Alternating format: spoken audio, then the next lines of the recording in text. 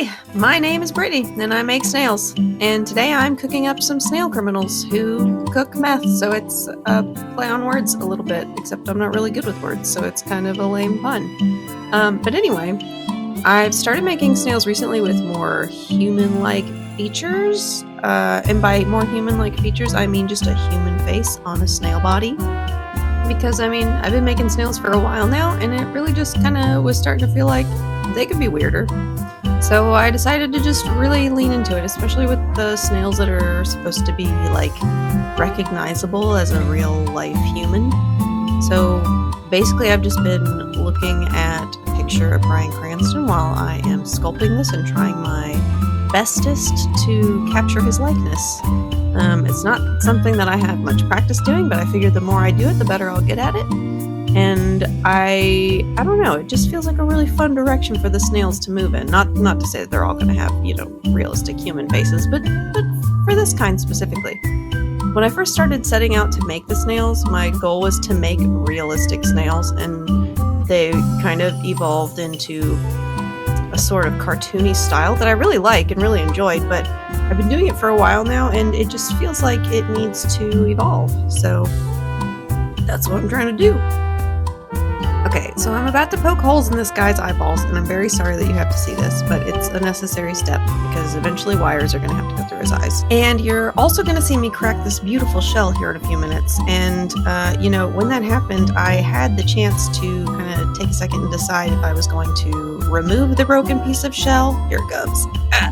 Or if I was going to just rock with it. And since it seemed kind of fitting, being that Walter White's, got some health problems, his days are numbered, I opted to just rock with it and leave it and make the best of it.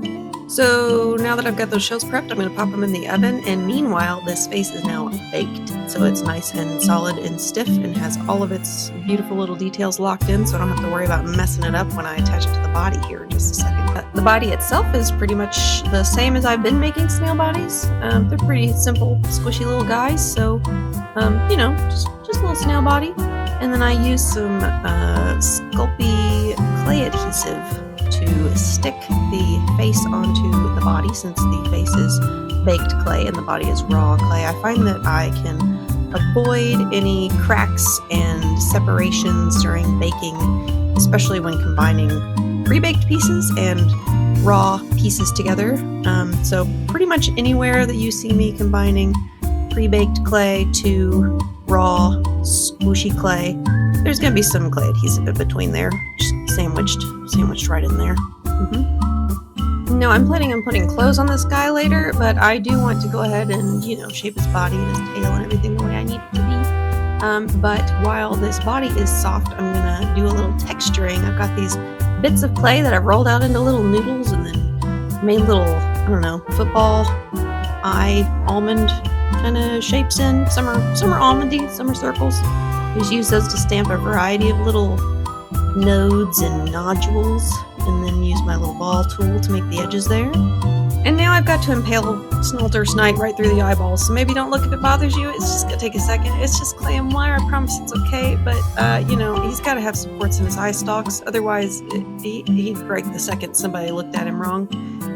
So, good, just shove a wire in his eye holes and then trim it off. And then make sure I like the pose of his head before I stick him in the oven to bake his head on his body and firmly keep those wires in place. So the fire means he got baked, and now I'm gonna twist the wires and bend them into the positioning that I will like before I actually trim them to the final length that I have decided upon, just based off of looking at him and what I like. Oh, and there's that clay adhesive again, because we gotta make sure it all sticks real good. And honestly, coating the eye stalks in their clay is probably one of the most tedious parts that consistently happens on every snail. Just because trying to get that clay a consistent thickness all the way around that wire is real tricky, and it likes to pop off sometimes, even with the clay adhesive in there. But so once I got him the way I liked it, I baked it, and now I'm going to make him some clothes. Basically, anytime I get an aspect of the snail the way that I want it, I pop him in the oven just to lock it in, so I don't have to worry about my butterfingers bumping stuff and messing things up. because Lord knows I've done that plenty of times. And that's, it's learning. I learned things. I learned to bake the clay more often so that I don't do that so much, but it still happens. But anyway, so after I got his shirt on there, I made his eyes. And I was really torn on what to do because usually I'll stick a glass sphere in for their eyes and, maybe make them have a little expressiveness or whatever. But I'm going for a more realistic humanoid face with these guys. So I wanted to try and give him more realistic human eyes as well. So another bake and some more clay adhesive so that we can get this guy's little hazmat jumpsuit outfit on. And generally when I'm sculpting fabric that's got lots of folds and things in it, I'll just use my little silicone tipped tool that you see here. But this particular fabric that these hazmat suits are made out of is really kind of like thin and has a lot of peaks and valleys and is like extra wrinkly. It's not like jeans or a t-shirt or the kind of things that my snails that I make are usually wearing. So I tried to kind of build up the clay in different areas, give myself lots of clay to work with for those deeper folds where the body's scrunched up and that kind of a thing. And I probably should have mentioned earlier, but I didn't really get a chance because this video is going by so quickly because of the way that I've edited this time. But the texture that I put on his head only went down to a little past like neck level.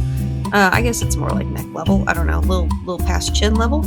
Because I knew that his clothes were going to cover his rest of his body basically from that point. So I figured I'd save myself the time and heartache of covering it up later and just stop the texture as far as I needed it. Once his hazmat suit was sufficiently lumpy and bumpy, I opted to give him a snail nose rather than a human nose because it just, I don't know, it just seemed to make more sense in my brain. So that's what I went with rather than a human nose. So he got the Voldemort treatment, no nose.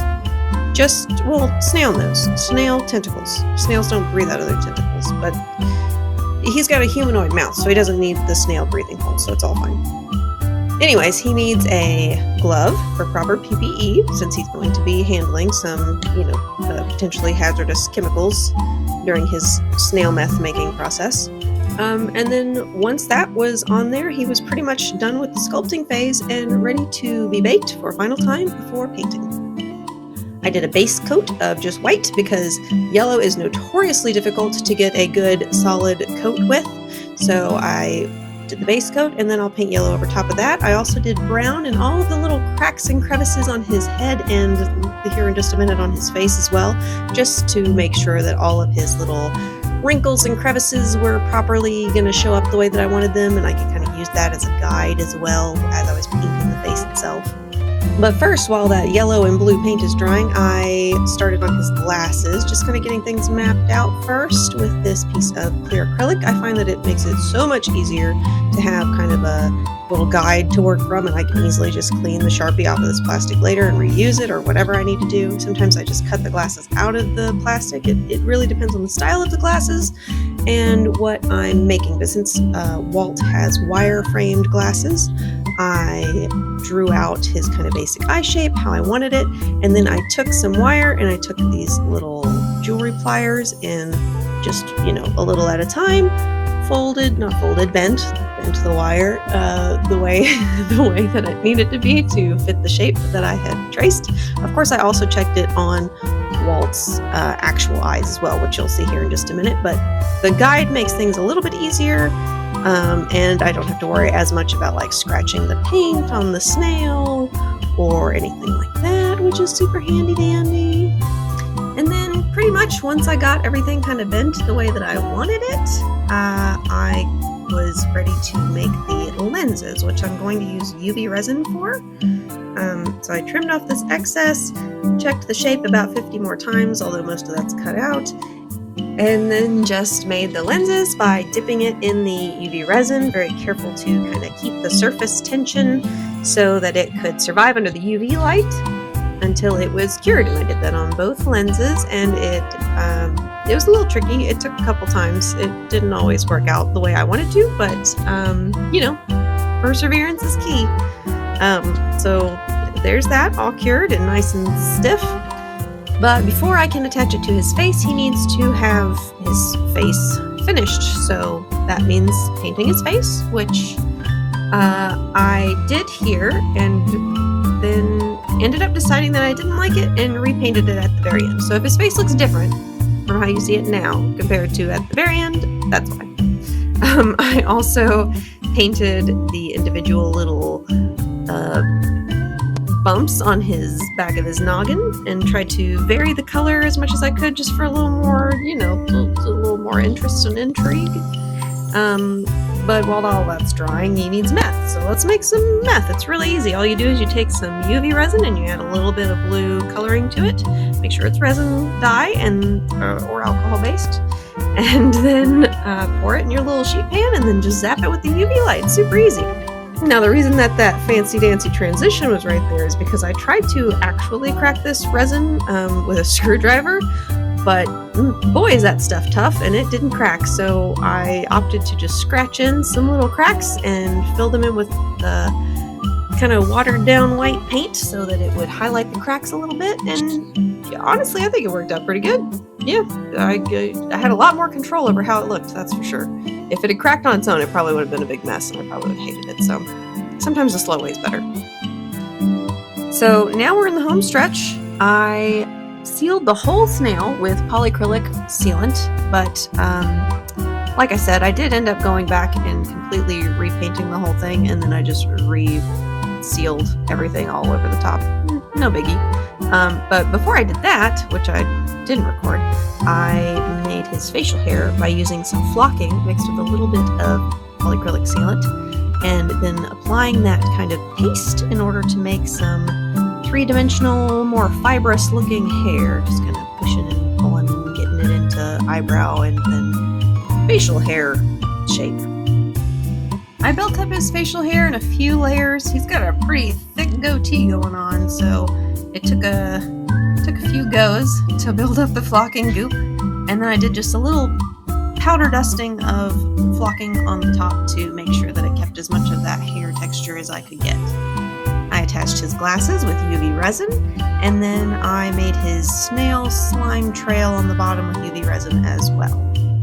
I did some clear UV resin at first, just to make sure that I got the shape and everything kind of the way that I wanted it. Got the little tray of meth attached and everything. And then I went back with a paintbrush and some UV resin that had white mica powder in it, so that I could kind of make all of the slime look a little more pearlescent, a little more snaily, if you will. And then once all of that was cured and solidified, once I had repainted his face and resealed him, he was done. And every chef needs his sous chef, so I had to make Jesse as well. But I didn't show that part because if I did, this video would be twice as long. And then you'd have to watch me struggle with making Jesse's face because he doesn't have nearly as many wrinkles or imperfections as Walt's, and so it makes it a lot more difficult to make it a recognizable face.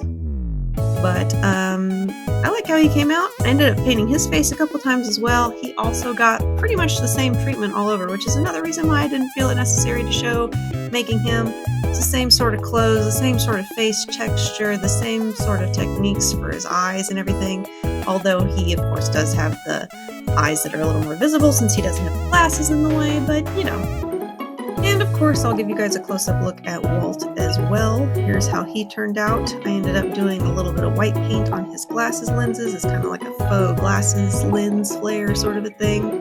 Here's his beautiful cracked shell that I so lovingly totally did on purpose. And yeah, his newly painted face, it's a lot more older, weathered, kind of wrinkly looking, which I personally really like. He's got his little doodad there that he's crunching his meth with, and yeah, that's pretty much it. So thanks for watching this with me. I'm sorry my voiceover capabilities aren't quite there yet, but we'll get there. Thanks for watching. Subscribe if you want to see more, and you guys are awesome. I'll see you next time.